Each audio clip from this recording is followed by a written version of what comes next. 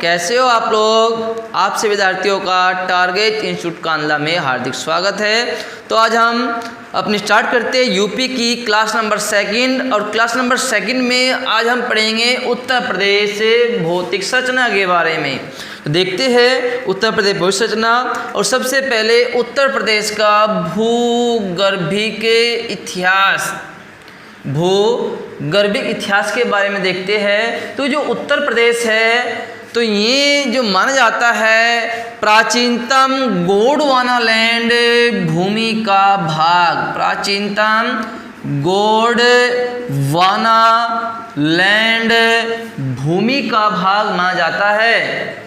भूगर्भिक इतिहास की बात करते हैं तो भूगर्भिक इतिहास क्या है, यूपी का प्राचीनतम गोंडवाना लैंड का एक खंड है, एक भाग है। जैसे ही मैंने आपको विश्व भूगोल कराया था तो उसमें बताया था अंगारा लैंड के बारे में, गोंडवाना लैंड के बारे में। तो उसी गोंडवाना लैंड का एक खंड माना जाता है भारत में उत्तर प्रदेश। तो अब देखते हैं भौतिक संरचना के आधार पर कितने भागों में विभाजित किया गया है यूपी को। तो भौतिक विभाजन तो हम करते हैं यूपी को 3 भागों में विभाजित। और वे 3 पार्ट्स कौन कौन से हैं अब देखते हैं। सबसे पहला है भाबर एवं तराई क्षेत्र, और दूसरा है आपका गंगा यमुना का मैदान, और तीसरा जो पार्ट है दक्षिण का पठारी क्षेत्र। यूपी के दक्षिण में क्या है, पठार है, दक्षिण का पठारी क्षेत्र। तो यूपी को हम भौतिक दृष्टि से 3 भागों में डिवाइड करते हैं। प्रथम भाग भाबर एवं तराई क्षेत्र, सेकंड की बात करते हैं गंगा यमुना का मैदान, और थर्ड की बात करते हैं दक्षिण का पठारी क्षेत्र। और सबसे पहले अध्ययन करते हैं हम भाबर एवं तराई क्षेत्र का, उसके बाद गंगा यमुना का मैदान, और उसके बाद दक्षिण का पठारी क्षेत्र पढ़ेंगे। तो अब चलते हैं हम लेकर भाबर एवं तराई क्षेत्र के बारे में। भाबर एवं तराई क्षेत्र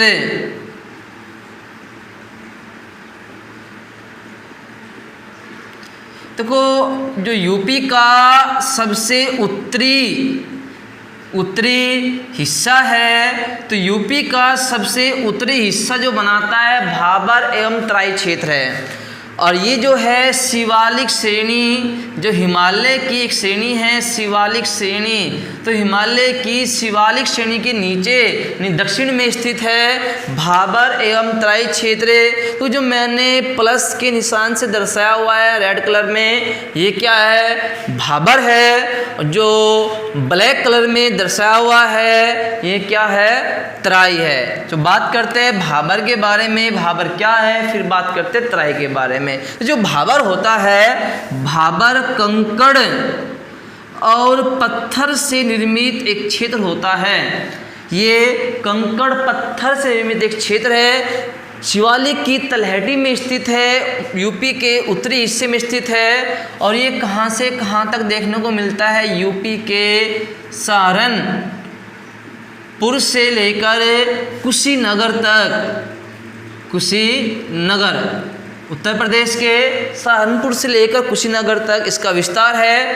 यदि भाबर और तराई क्षेत्र की बात करते हैं तो जो चौड़ाई है भाबर एवं तराई क्षेत्र की, तो पश्चिम से यदि हम पूर्व की ओर बढ़ते हैं, पश्चिम से यदि हम पूर्व की ओर बढ़ते हैं तो चौड़ाई घटती है। कब घटती है, पश्चिम से पूर्व की ओर चलने पर। पश्चिम से पूर्व की ओर जैसे चलते हैं हम तो क्या होता है, इसकी चौड़ाई धीरे धीरे कम होती जाती है। और भाबर क्या है, भाबर कंकड़ पथरीला क्षेत्र है। और जैसे ही शिवालिक श्रेणी से हिमालय से नदियाँ और जल स्रोत आते हैं ऊपर से, और इन कंकड़ पथरीले क्षेत्र में प्रवेश करते हैं तो नदी और जल स्रोतों का जो जल होता है इन पत्थरों के अंदर प्रवेश कर जाता है। तो कहने की बात यह है, जो भाबर क्षेत्र होता है इसमें नदी या आपको जल स्रोत वो क्या होते, विलुप्त अवस्था में पाए जाते हैं। मतलब उनका जल स्थल के ऊपर नहीं दिखाई देता, पत्थरों के नीचे इनका जल चलता रहता है। तो नदियों का जो जल होता है तो क्या होता है, भूमिगत होता है, विलुप्त होता है। नदियों का जल विलुप्त होता है, विलुप्त पाया जाता है। भाबर क्षेत्र में नदियों का जल क्या होता है, विलुप्त पाया जाता है। और ये क्षेत्र क्या है, कृषि संपन्न क्षेत्र नहीं है। और इस क्षेत्र में भूमि उबड़ खाबड़ होती है, भूमि उबड़ खाबड़ होती है। इस क्षेत्र की भूमि क्या होती है, उबड़ खाबड़ होती है। नदियों का जल विलुप्त, ये जल धाराओं का जल विलुप्त अवस्था में पाया जाता है। और ये क्षेत्र क्या होता है, कंकड़ पत्थर से निर्मित क्षेत्र होता है। तो अब पढ़ते हैं ये भाबर के बारे में पढ़ लिया, पढ़ते तराई के बारे में। देखो जो तराई क्षेत्र है ये कैसा क्षेत्र होता है, इसके नाम से ही हमें पता चल रहा है तराई मतलब जल की अधिकता वाला क्षेत्र। तो यहाँ पर क्या होता है, जैसी नदियाँ भाबर से निकलकर इस तराई क्षेत्र में आती है तो तराई क्षेत्र में उचित जल निकासी का प्रबंध नहीं होता, उचित जल निकासी का उचित प्रबंध नहीं होता, जल निकासी का प्रबंध नहीं होता। तो इस क्षेत्र में क्या होता है, जैसे नदियाँ निकलती है तो उनको उचित जल निकासी का प्रबंध प्राप्त नहीं होता। और दूसरी बात क्या है, इस क्षेत्र में वर्षा अधिकतम होती है। तो दो बड़े कारण हैं इसके, जिसके कारण यहाँ पर क्या मिलती है, दलदल मिलती है। तो तराई क्षेत्र में क्या मिलती है, दलदल मिलती है, या आप कह सकते हो गाद। ये गाद या कह सकते हो दलदल का क्षेत्र है तराई क्षेत्र। और दो प्रमुख कारण क्या है, उचित जल निकासी का प्रबंध न होना और वर्षा अधिकतम होना। और जैसे क्षेत्र में दलदल उत्पन्न होती है, दलदल मिलती है, तो जो वायु है वायु में क्या आती है, आर्द्रता। तो यहाँ की जो वायु है वो क्या होती है, वायु आर्द्रता युक्त होती है, वायु में आर्द्रता पाई जाती है। तो वायु में जैसी अधिक आर्द्रता पड़ती है तो अधिक आर्द्रता बढ़ने से हानिकारक जो इसमें जीवाणु, विषाणु और अन्य चीज़ें होती है वो उत्पन्न होती है और शरीर को काफ़ी प्रभावित करती है। तो सबसे ज़्यादा इस आर्द्रयुक्त जलवायु में मलेरिया मच्छर पैदा होता है। तो यही कारण है कि हम तराई क्षेत्र को एक नाम देते हैं मलेरिया प्रभावित क्षेत्र। तो ये क्या है, मलेरिया प्रभावित क्षेत्र है। अधिक आर्द्रता होने के कारण इस क्षेत्र में मलेरिया का मच्छर अत्यधिक पैदा होता है और इस क्षेत्र में मलेरिया पैदा करता है और मलेरिया प्रभावित क्षेत्र कहा जाता है। और यह क्षेत्र हम कह सकते हैं कि एक स्वास्थ्य की दृष्टि से जो तराई क्षेत्र है ये काफ़ी हानिकारक होता है, ये स्वास्थ्य के लिए अनुकूल नहीं होता, ये स्वास्थ्य के लिए प्रतिकूल क्षेत्र है। तो ये था हमारा तराई के बारे में। और यदि हम बात करते हैं तराई में जो फसलें हैं वो हम कौन सी उगा सकते हैं, तो तराई है, पानी की अधिकता है, तो पानी की अधिकता वाली दो प्रमुख फसलें हम उगा सकते हैं। जैसे आप कह सकते हो चावल यानी कि धान और गन्ना, यहाँ की मुख्य फसलें चावल और गन्ना क्या है, तराई क्षेत्र की मुख्य फसलें हैं। तो अब चलते हैं आगे हम और पढ़ते हैं जलोढ़ पंख के बारे में। तो जलोढ़ पंख या आपको जलोढ़ शंकु ये क्या होते हैं, चलो देखते हैं। तो भाबर एवं तराई क्षेत्र में हमें जलोढ़ पंख आप कह सकते हो जलोढ़ शंकु देखने को मिलते हैं। भाबर एवं तराई क्षेत्र में मिलते हैं हमें जलोढ़ पंख देखने को। तो जलोढ़ पंख क्या होते हैं अब देखते हैं। तो जैसे नदियाँ पर्वत से गिरती है और मैदान में जैसे गिरती है पर्वतों से नदियों का जल पर्वतों से मैदान में गिरता है तो अपने साथ जो कंकड़ पत्थर लाता है बहाकर पानी, तो उनका जमाव करता है। मैदान में क्या करेगा, जो कंकड़ पत्थर पर्वतों से बहाकर लेकर आया तो उनका क्या करेगा, जमाव करेगा मैदान में। और जैसे ही इनका जमाव एक पंखनुमा आकृति में होता है तो ऐसी जो स्थिति होती है उसको क्या बोलते हैं हम, जलोढ़ पंख कहते हैं। जलोढ़ पंख कहाँ पाए जाते हैं, भाबर एवं तराई क्षेत्र में इनका विस्तार पाया जाता है, ये पाए जाते हैं। तो ये था हमारा भाबर एवं तराई क्षेत्र। हम चलते आगे और पढ़ेंगे किसके बारे में, गंगा यमुना का मैदान। तब देखते गंगा यमुना के मैदान के बारे में। तो डाल लेते हेडिंग गंगा यमुना का मैदान।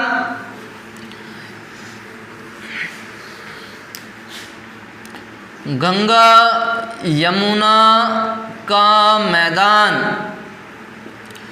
तो जो गंगा यमुना का मैदान है ये जो बनना प्रारंभ हुआ था, ये प्लीस्टोसीन युग से बनना प्रारंभ हुआ था। प्लीस्टोसीन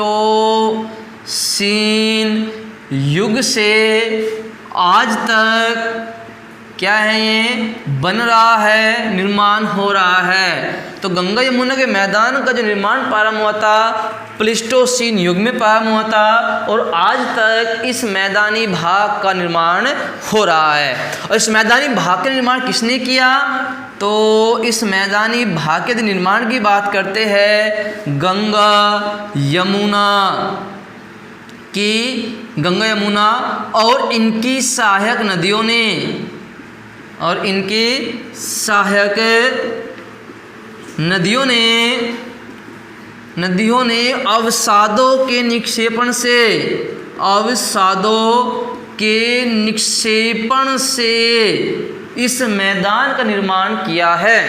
गंगा यमुना और इनकी सहायक नदियों ने जो अवसाद का निक्षेपण किया है तो उससे बना है गंगा यमुना का मैदान। देखो ये यदि हम बात करते हैं गंगा यमुना के मैदान की तो उत्तर में इसके क्या है, भाबर एवं तराई क्षेत्र है। दक्षिण की बात करते हैं हम तो दक्षिण में जालौन से प्रारंभ होता है और कहाँ तक, चंदौली तक। जो क्षेत्र है नीचे का ये तो क्या है हमारा, दक्षिण का पठारी क्षेत्र है। दक्षिण का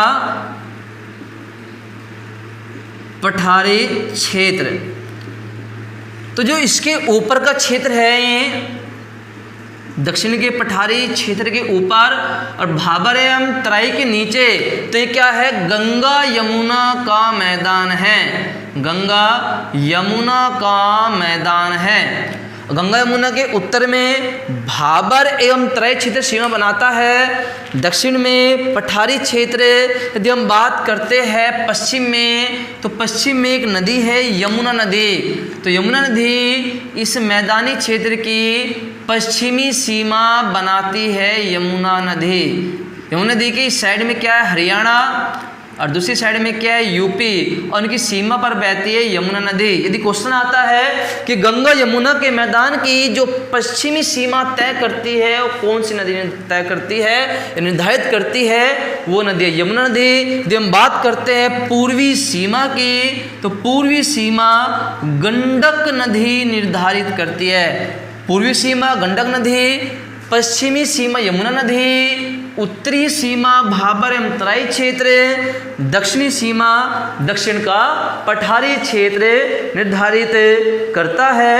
तो आगे चलते हैं। खेती की यदि हम बात करें तो सभी खेती के लिए अक्सर कर उपयोगी होती है गंगा यमुना क्षेत्र की भूमि, और यहाँ पर रबी और खरीफ की हमें फसलें उगा सकते हैं। रबी और खरीफ और अन्य फसलें काफ़ी उपयुक्त यहाँ पर होती है। तो काफ़ी फसलों के लिए उपयोगी क्षेत्र है गंगा यमुना का मैदानी क्षेत्र। तो गंगा यमुना का जो मैदानी क्षेत्र है इसको हम दो उपभागों में डिवाइड करते हैं और देखते हैं में उपभाग कौन कौन से होते हैं। गंगा यमुना के मैदान को हम क्या करते हैं, दो उपभागों में डिवाइड करते, विभाजित करते हैं, और एक उपभाग को हम नाम देते हैं बांगर और एक को हम नाम देते हैं खादर। तो वो बांगर क्या है, जो नदियों की जो निक्षेपण जो किया था, अवसाद बहाकर लेकर आई थी, तो जो प्राचीन अवसाद लाई थी ये यमुना गंगा नदी बहाकर, और उससे मैदान का निर्माण किया था, तो उस मैदान को एक नाम दिया गया बांगर। यानी आप कह सकते हो प्राचीन जलोढ़ मिट्टी, प्राचीन जलोढ़ मिट्टी को हम क्या कहते हैं, बांगर कहते हैं। और नवीनतम जलोढ़ मिट्टी को हम क्या कहते हैं, खादर कहते हैं। जो प्राचीन मिट्टी है जलोढ़, उसको हमने बांगर नाम दिया, और जो नवीनतम है उसको हमने क्या नाम दिया, खादर नाम दिया। तो जो बांगर है इसकी विशेषता क्या होती है, ये ऊंचाई पर स्थित होती है और ये बाढ़ प्रभावित नहीं होती, बाढ़ प्रभावित नहीं होती, यहाँ पर बाढ़ें नहीं आती, जिस कारण यहाँ पर नई जलोढ़ मिट्टी जमा नहीं होती। तो यहाँ पर क्या होती है, खादर में बाढ़ें आती है, नदियों में बाढ़ें आती है और नए अवसादों का जमाव करती है और नई जलोढ़ मिट्टी का निर्माण होता है। तो ये बाढ़ प्रभावित नहीं होता, खादर बाढ़ प्रभावित होता है। दूसरी बात करते हैं, हमें यहाँ पर क्या मिलती है, चूना की गांठें प्राप्त होती है। कई बार यदि हम खुदाई करते हैं ना बांगर में, तो कई बार चूने की गांठें निकलती हैं और इनको इस क्षेत्र में एक नाम देते हैं, चूने की गांठों को कंकड़। और जो बांगर क्षेत्र है ये अधिक उपजाऊ नहीं है, इसकी उर्वरक क्षमता जो है वो क्षीण हो चुकी है। तो वो ये इतना उपजाऊ नहीं है जितना खादर उपजाऊ है। खादर अधिक उपजाऊ होता है। यदि हम उपजाऊपन की बात करते हैं तो उपजाऊपन इसमें कम पाया जाता है और खादर में अधिक पाया जाता है उपजाऊपन, उर्वरक अक्षमता। तो वो इसमें कम क्यों है, क्योंकि प्राचीन मिट्टी है और प्राचीन समय से ही इसमें कृषि की जा रही है। तो कृषि लगातार होने के कारण इसकी जो उर्वरक अक्षमता है वो धीरे धीरे क्षीण होती जा रही है। लेकिन जो खादर की बात करते हैं हम, तो ये नई जलोढ़ मिट्टी है और इसकी जो उर्वरक अक्षमता है वो अभी क्षीण नहीं हुई है क्योंकि नवीनतम है। तो आगे चलते हैं हम, जो हमारा खादर होता है, तो खादर में बीहड़ों का निर्माण होता है, बीहड़ों का निर्माण होता है। खादर क्षेत्र में बड़े बड़े बीहड़ पाए जाते हैं। तो कई बच्चे डाउट में होंगे कि बीहड़ क्या होते हैं, तो देख लेते हैं बीहड़ क्या है। तो जैसे जो नदियाँ बहती है, नदियों में बाढ़ें आती है, ये तो नदियों में बाढ़ें आती है, ये नदियाँ अपने उफान पर होती है, तो उस टाइम नदी क्या करती है, भूमि का कटाव करती है और भूमि का कटाव कर कर भूमि में एक गड्ढों का निर्माण करती है। इन गड्ढों को ही क्या बोलते हैं, हम बीहड़ कहते हैं। तो क्या होता है, जो नदी में बाढ़ें आती है या नदी अपने उफान पर होती है तो कटान करती है, कटान गहराई में करती है, जिससे गड्ढों का निर्माण होता है और इन्हीं गड्ढों को बीहड़ कहते हैं। और जो बीहड़ पाए जाते हैं वो खादर क्षेत्र में पाए जाते हैं बीहड़। तो आप कह सकते हो कि यमुना जो नदी है, यमुना और दूसरी नदी कौन सी है, चंबल। तो यमुना और चंबल ये जो है बीहड़ों का निर्माण करती है। तो आप यमुना क्षेत्र में और चंबल क्षेत्र में बड़े बड़े बीहड़ देख सकते हो। तो अब चलते हैं हम अपने आगे टॉपिक लेकर, और हमारा नेक्स्ट टॉपिक क्या रहेगा, हमने बाबर एवं तराई क्षेत्र के बारे में पढ़ लिया, गंगा यमुना का मैदान हमने पढ़ लिया, और अब पढ़ेंगे दक्षिण का पठारी क्षेत्र। डालते हैं हेडिंग दक्षिण का पठारी क्षेत्र।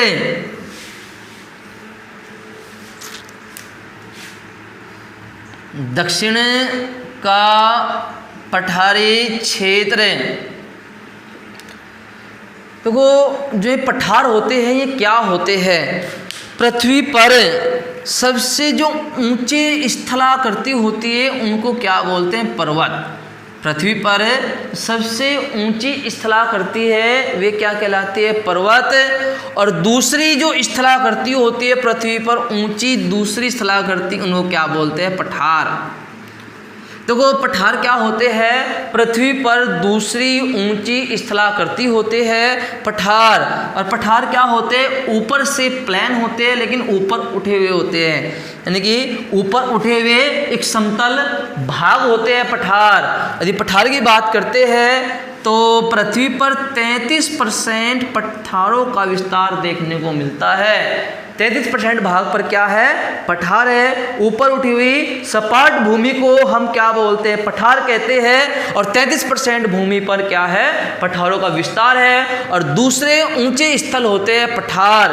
तो हमने समझ लिया पठार क्या होते हैं। तो अब देखते हैं दक्षिण का पठारी क्षेत्र उत्तर प्रदेश में जो है।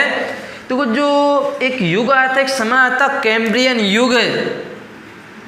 तो कैम्ब्रियन युग में दक्षिण का पठारी जो क्षेत्र है यूपी का, इसका निर्माण हुआ था ये माना जाता है। और जो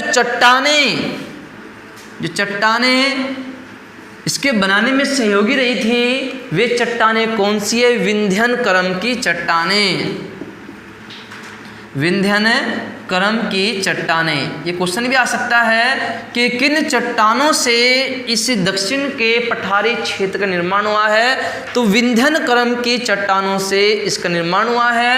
और विंध्यन क्रम चट्टानों की विशेषता क्या होती है कि इसमें क्या होता है? जीवाश्म का अभाव होता है। इन चट्टानों में जीवाश्म का अभाव होता है। तो आप कह सकते हो कि दक्षिण के पठारी क्षेत्र में भी जीवाश्म का अभाव मिलता है। और दूसरी बात देखते हैं, जो विंध्यन क्रम की जो चट्टानें होती है इसमें चूना पत्थर,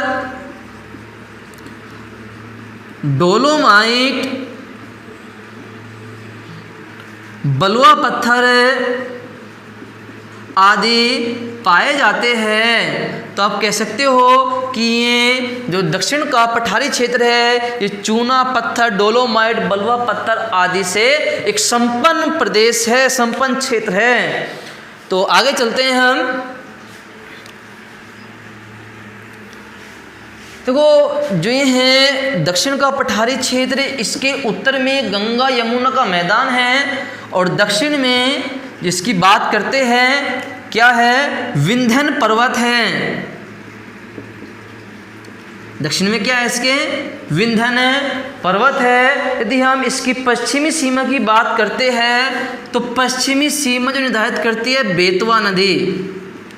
बेतवा नदी इसकी पश्चिमी सीमा निर्धारित करती है। यदि हम पूर्वी सीमा की बात करते हैं तो पूर्वी सीमा जो निर्धारित करती है वो केन नदी करती है। केन नदी इस पठार की पूर्वी सीमा निर्धारित करती है। तो वो उत्तरी सीमा गंगा यमुना का मैदान, दक्षिणी सीमा विंध्यन पर्वत, पश्चिमी सीमा बेतवा नदी, पूर्वी सीमा केन नदी इसकी निर्धारित करती है। जो ये पठारी क्षेत्र है ये माना जाता है कि जो प्रायद्वीपीय पठार है भारत का, तो प्रायद्वीपीय पठार का उत्तरी हिस्सा है। तो ये कहते हैं कि जो ये दक्षिण का ये पठारी क्षेत्र है ये प्रायद्वीपीय पठार का उत्तरी हिस्सा है। यदि आप देखते हो प्रायद्वीपीय पठार की जो आकृति इस तरह की होती है और ये जो माना गया है ये यूपी में हिस्सा है। और यूपी में इसको क्या कहते हैं हम? दक्षिण का पठारी क्षेत्र। ये प्रायद्वीपीय पठार के उत्तर में स्थित है इस तरीके से। तो यदि आता है क्वेश्चन तो आप लगाओगे कि प्रायद्वीपीय पठार का उत्तरी हिस्सा है, उत्तरी हिस्सा। तो आगे चलते हैं। जो दक्षिण का पठारी क्षेत्र है यूपी में इसको क्या बोलते हैं हम? बुंदेलखंड का पठार, क्या बोलते हैं इसको? बुंदेलखंड का पठार कहा जाता है। याद रखना आप लोगों को, दक्षिण के पठारी क्षेत्रों क्या बोलते हैं हम? बुंदेलखंड का पठार। जो बुंदेलखंड का जो पठार है ये उत्तर प्रदेश और मध्य प्रदेश, ये नीचे क्या है? मध्य प्रदेश है। उत्तर प्रदेश और मध्य प्रदेश में विस्तृत है बुंदेलखंड का पठार। अब बात करते हैं यूपी के उन जिलों की जो बुंदेलखंड पठारी क्षेत्र में आते हैं। तो ये क्वेश्चन हमारे यूपी पुलिस के एग्जाम में आया क्वेश्चन है कि निम्न में से कौन सा एक जिला बुंदेलखंड पठार का जिला है? तो हमें सभी जिलों के बारे में पढ़ना है कि कौन कौन से जिले बुंदेलखंड पठारी क्षेत्र में आते हैं। देखो जालौन से लगाकर, यदि आपने हमारी पिछली क्लास देखी हो तो मैंने इन जिलों के बारे में आपको डिटेल से बताया था। तो जालौन से लगाकर जो जिले चंदौली तक पड़ते हैं दक्षिण में, वे सभी किस में आते हैं? बुंदेलखंड के पठार में आते हैं। तो देखते हैं जिलों के बारे में। तो एक तो जालौन है, एक झांसी है, एक ललितपुर है, एक महोबा है, एक हमीरपुर है, एक बांदा है, एक चित्रकूट है, एक आपका मिर्ज़ापुर है, मिर्ज़ापुर, एक आपका इलाहाबाद है, और एक आप कह सकते हो सोनभद्र। तो ये ज़िले हैं जो किस में आते हैं? दक्षिण के पठारी क्षेत्र में आते हैं। तो जालौन, झांसी, ललितपुर, महोबा, हमीरपुर, बांदा, चित्रकूट, मिर्ज़ापुर, इलाहाबाद, सोनभद्र। तो हम बात करते हैं सबसे पहले मिर्ज़ापुर की। तो मिर्ज़ापुर जो है ये आपका यहाँ पर पड़ेगा, मिर्ज़ापुर यहाँ पर पड़ेगा आपका मिर्ज़ापुर। तो जो मिर्ज़ापुर है, मिर्ज़ापुर का कुछ हिस्सा गंगा यमुना के मैदान में आता है और कुछ हिस्सा क्या है? दक्षिण के पठारी क्षेत्र, या आप कह सकते हो बुंदेलखंड के पठारी क्षेत्र में आता है। तो मिर्ज़ापुर में जो गंगा नदी बहती है, तो गंगा नदी के जो दक्षिण का हिस्सा है मिर्ज़ापुर का, वो कहीं में आता है? बुंदेलखंड के पठार में आता है। जो मिर्ज़ापुर है, मिर्ज़ापुर में गंगा नदी बहती है। गंगा नदी के जो नीचे दक्षिणी जो भाग है वो किस में आता है? बुंदेलखंड के पठार में आता है। और एक आप देखो चंदौली, इसमें चंदौली जो इलाहाबाद है, इलाहाबाद की सिर्फ 2 तहसीलें ही, इलाहाबाद की सिर्फ 2 तहसीलें ही इसमें आती है बुंदेलखंड क्षेत्र में। एक तो मेजा तहसील और एक करछाना। मेजा और करछाना 2 तहसील ही इलाहाबाद की किस में आती है? बुंदेलखंड के पठारी क्षेत्र में आती है। यदि हम बात करते चंदौली जिले की, तो चंदौली जिले की एक चकिया तहसील है, चकिया तहसील। तो चकिया तहसील ही सिर्फ बुंदेलखंड क्षेत्र में आती है। तो आपको ये 3 जिले भी याद रखने हैं, मिर्ज़ापुर, इलाहाबाद, चंदौली, जिनके कुछ हिस्से ही बुंदेलखंड क्षेत्र में आते हैं। मिर्ज़ापुर का गंगा के नीचे का भाग जो है वो बुंदेलखंड क्षेत्र में आता है। इलाहाबाद की 2 तहसीलें मेजा और करछाना, और जो चंदौली है इसकी एक तहसील चकिया तहसील ही इस क्षेत्र में आती है। तो अब चलते आगे हम।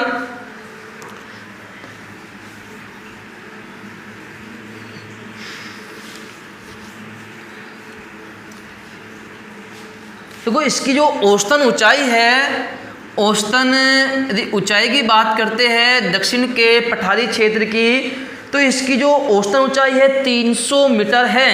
इसकी औसतन ऊंचाई कितनी है? 300 मीटर इसकी औसतन ऊंचाई है। लेकिन इसकी एक पहाड़ी है, सोनाकर पहाड़ी।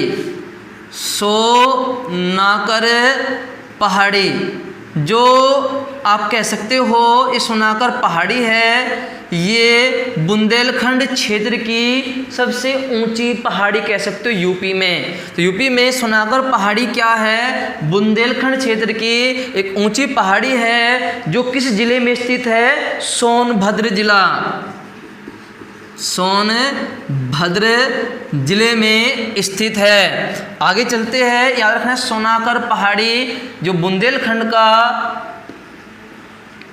ये पठारी क्षेत्र है, तो इस क्षेत्र में सोनागर पहाड़ी एक ऊंची पहाड़ी है और ये सोनभद्र जिले में स्थित है। तो ये बुंदेलखंड का जो क्षेत्र है, यदि इसकी भूमि की बात करते हैं तो इसकी भूमि कंकरीली एवं उजाड़ भूमि है।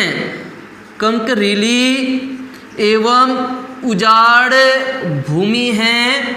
इस क्षेत्र में यदि मिट्टी की बात करते हैं तो लाल मिट्टी यहाँ पर क्या है? अधिकतम पाई जाती है। यहाँ पर कंकरीली एवं उजाड़ भूमि है। यदि मिट्टी की बात करते हैं इस क्षेत्र में तो लाल मिट्टी पाई जाती है। तो कहने की बात ये है कि ये कृषि की दृष्टि से उपयुक्त क्षेत्र नहीं है, या आप कह सकते हो अनउपजाऊ क्षेत्र है। अनउपजाऊ क्षेत्र है, ये अनउपजाऊ क्षेत्र है। यहाँ पर जो वर्षा की बात करते हैं, वर्षा काफ़ी कम होती है। यदि तापमान की बात करते हैं तो तापमान यूपी में सबसे ज़्यादा तापमान दक्षिण का पठारी क्षेत्र मतलब बुंदेलखंड क्षेत्र में होता है। सबसे अधिक तापमान इस क्षेत्र में मिलता है और सबसे कम वर्षा इसी क्षेत्र में मिलती है। यूपी में वर्षा काफ़ी कम, तापमान अधिकतम होता है। अधिकतम तापमान क्यों होता है भाई? क्योंकि कर्क रेखा इसी क्षेत्र के नज़दीक से गुजरती है, इस वजह से अधिकतम तापमान होता है, वर्षा कम होती है। तो इन दो कारणों की वजह से यहाँ के जो पेड़ होते हैं वो एक झाड़ी नुमा होते हैं, छोटे छोटे सूखे पेड़ यहाँ पर देखने को मिलते हैं। तो आगे चलते हैं हम यहाँ की नदियों की और ढाल की। यदि हम बात करें ढाल की तो बुंदेलखंड का जो पठारी क्षेत्र है इसका जो ढाल है, इसका ढाल दक्षिण से उत्तर की ओर है। दक्षिण से उत्तर की ओर इसका ढाल देखने को मिलता है। दक्षिण से इस साइड से ऊपर की ओर क्या है? इसका ढाल है। यही कारण है कि बहुत सारी नदियाँ दक्षिण से निकलकर उत्तर की ओर बहती है, जिनको आप कह सकते हो बुंदेलखंड क्षेत्र की नदियाँ, या आप कह सकते हो पठारी नदियाँ। तो दक्षिण से उत्तर की ओर ढाल है, नीचे से ऊपर की ओर ढाल है, और इस ढाले कारण ही बहुत सी नदियाँ नीचे से निकलकर ऊपर की ओर प्रवाहित होती है। जैसे आप कह सकते हो इस क्षेत्र की प्रमुख नदियों में चंबल,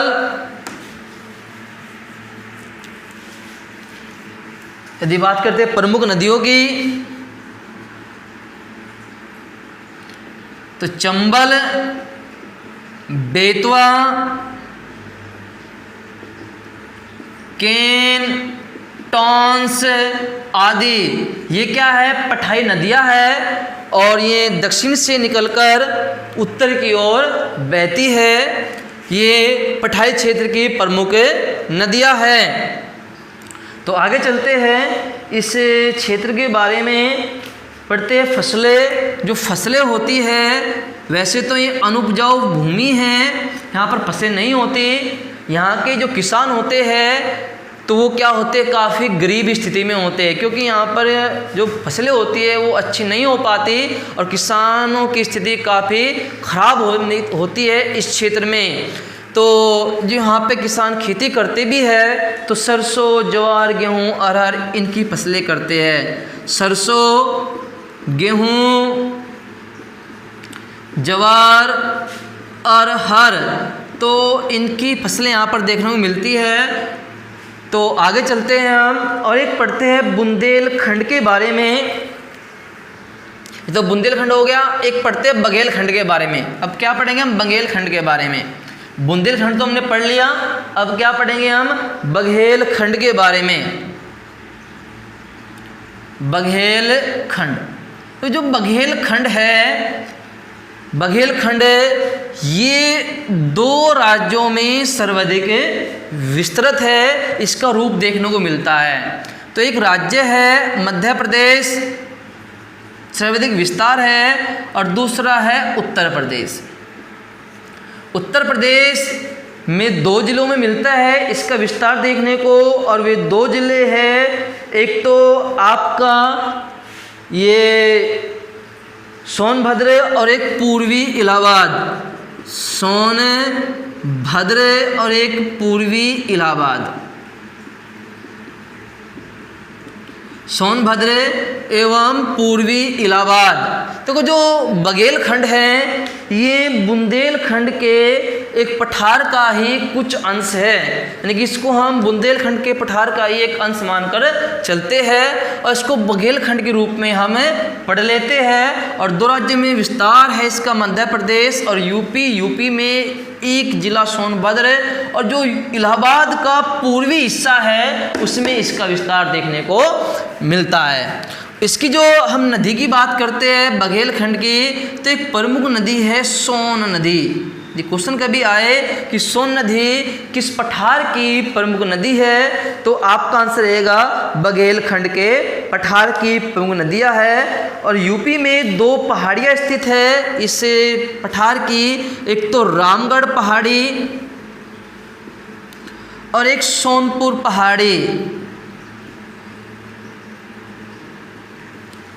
रामगढ़ पहाड़ी, सोनपुर पहाड़ी। तो आपको दोनों याद रखनी है कि रामगढ़ पहाड़ी किसकी है और सोनपुर पहाड़ी किस पठार की है। तो दोनों ही बघेलखंड पठार की है। यदि बात आती है पहाड़ी किस जिले में पड़ती है यूपी के, तो यूपी के ये सोनभद्र जिले में स्थित हैं। यूपी के सोनभद्र जिले में रामगढ़ की पहाड़ी और सोनपुर की पहाड़ी स्थित है।